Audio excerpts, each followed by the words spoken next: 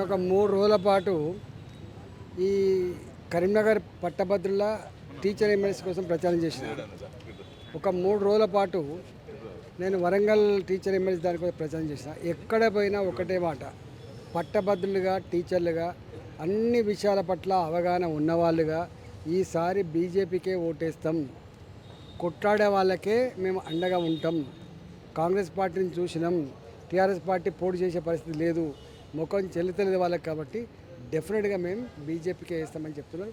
3టికి 3 సీట్లు, 3టికి 3 సీట్లు రేపు బీజేపీ గెలుచుకోబోతుంది. రాజేంద్రన్న, చివరిగా ఒక విషయం చెప్పండి. ఇప్పటికే 4 జిల్లాల్లో రాజేంద్రన్నకు ప్రత్యేకమైన గుర్తింపు ఉంది, ఉద్యమకారుడిగా ముద్ర ఉంది. ఎట్లుందన్న, అంటే ఇంటరాక్ట్ అయి ఉంటారు, గ్రాడ్యుయేట్స్ తోటి మాట్లాడుంటారు. నేను తెలంగాణ ఉద్యమ అంశంలో కూడా కీలకంగా మీరు వివరించారు. నేను నారదాస లక్ష్మణరావు అప్పుడు ఎన్నికలప్పుడు నేనే ఉంటాను. అదే అనేక ఎన్నికలు చూసిన, నేను అనేక ఎన్నికలు చూసిన ఎమ్మెల్సీ. అప్పటి రెస్పాన్స్ మళ్ళీ ఇప్పుడు కనబడ్డది. అప్పటి రెస్పాన్స్, మాకు అప్పుడు పైసలు లేవు, మాకు ఇంత శక్తి లేదు, ఇంతమంది మనుషులు లేరు, ఎవ్వరు లేరు. ఫోన్ చేస్తే ఎత్తమన్నా గెలిచినాం మేము పట్టభద్రుల నియోజకవర్గాన్ని. స్వామిగౌడ్ అప్పుడు ఎన్నికలప్పుడు కూడా అప్పుడు ఉద్యమం ఉవ్వెత్తున లేచింది కాబట్టి గెలిచినాం.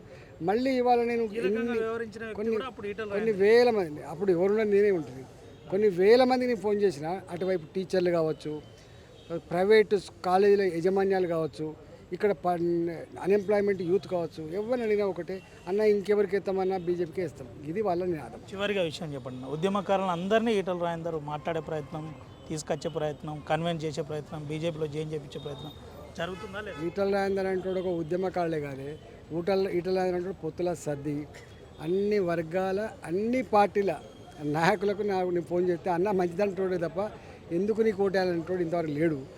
నేను అందరి నోట్లో నాలుగలాగా 25 ఏళ్ళుగా వాళ్ళ కళ్ళ ముందు పెరిగిన బిడ్డను కాబట్టి నేను ఎంతమందికి ఫోన్ చేసినా, ఏ పార్టీ వాళ్ళకి ఫోన్ చేసినా మీకు వేస్తామని చెప్పాను. ఆర్టీవీ ద్వారా గ్రాడ్యుయేట్స్,